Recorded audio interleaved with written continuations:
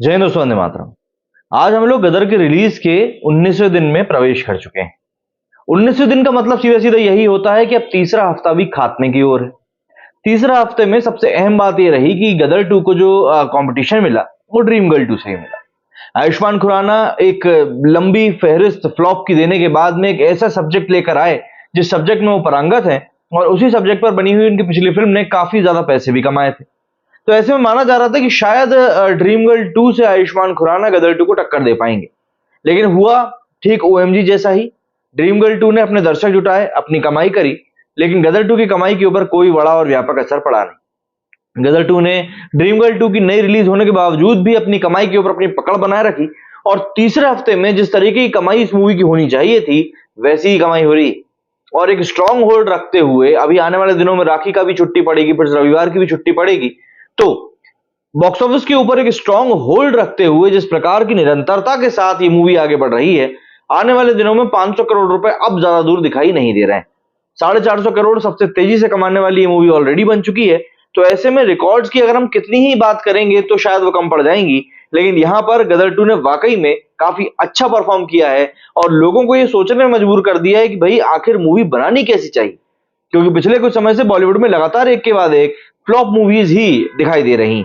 ऐसे में ये साल बॉलीवुड के लिहाज से थोड़ा ठीक जा रहा है, क्योंकि 2 से 3 फिल्में ऐसी हैं जो कि बड़ी और बम्पर हिट हुई। तो ऐसे में माना जा सकता है कि शायद दर्शकों ने अब थिएटर्स की तरफ वापस जाना शुरू कर दिया है, और यदि कंटेंट अच्छा है तो आपकी मूवी कमाई भी कर जाएगी, ये बात तय है। अगर हम लोग बात करें अब गदर के कलेक्शन की, तो गदर का कलेक्शन काफी ज्यादा अहम और काफी ज्यादा सटीक चल रहा है इस समय। आप देखेंगे अपनी स्क्रीन के ऊपर तो आपको वीक 2 का कलेक्शन दिखाई देगा जो कि 134 करोड़ रुपए था। वीक 1 में इसका कलेक्शन 284 करोड़ रुपए था, मतलब कि पहले हफ्ते में इसने टोटल कलेक्शन किया था 284 करोड़ का, दूसरे हफ्ते में किया इसने 134 करोड़ का। तो ऐसे में 2 हफ्तों में इसका टोटल जो कलेक्शन था वो 400 करोड़ के ऑलरेडी पार निकल चुका था। यहां पर अगर हम लोग इसके तीसरे हफ्ते की बात करें तो तीसरे हफ्ते में अभी तक करीब करीब 5 दिनों का जो डेटा है वो निकलकर सामने आ चुका है।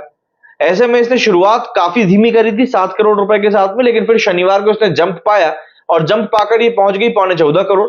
इसके बाद रविवार को इसने 16 करोड़ रुपए कमाए, और सोमवार को, जो कि एक अहम दिन होने वाला था इस मूवी के रिलीज में, वो हुआ भी।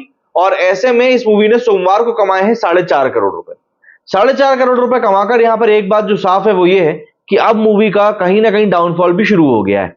तीसरा हफ्ता, वर्किंग डे, पब्लिक ऑलरेडी काफी बार इस मूवी को देख चुकी, कई लोग 2-3 बार भी देखकर बैठे हुए हैं, आप में से कई लोगों ने बताया था।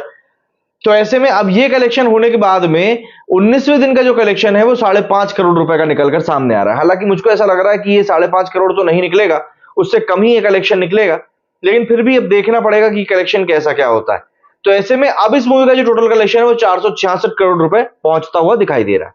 अब गदर 2 का इस पॉइंट पर अगर कलेक्शन 466 करोड़ है तो आप मोटा मोटा अंदाजा लगा लीजिए 34 करोड़ रुपए इसको और चाहिए। और जहां तक ये राखी और संडे वाला जो वीकेंड पड़ रहा है, इस वीकेंड पर टोटल अगर ये 50 करोड़ रुपए कमा लेती है तो 5 करोड़ 20 लाख और 5 करोड़ 25 लाख के आसपास, सॉरी क्या बोल रहा हूं मैं, 500 करोड़ या 520 करोड़ के आसपास ये मूवी पहुंच जाएगी। 524 करोड़ रुपए जो कलेक्शन है वो है पठान के हिंदी का। तो यहां पर वो एक इसकी आंखों में तारा बनकर बैठा हुआ है कि उसके रिकॉर्ड को ये तोड़ पाती है नहीं। लेकिन हाल फिलहाल के लिए कलेक्शन है 466 करोड़ का कलेक्शन हो चुका है। 550 करोड़ को आई कर रही है गदर 2। अब यहां से इसको 100 करोड़, मतलब कम से कम नहीं तो 84 करोड़ रुपए, 84 करोड़ रुपए और कमाने होंगे। अब देखते हैं वो ये मार्क अचीव कर पाती है नहीं। मेरे सुनिए फिलहाल इतना ही। जय हिंद, जय भारत।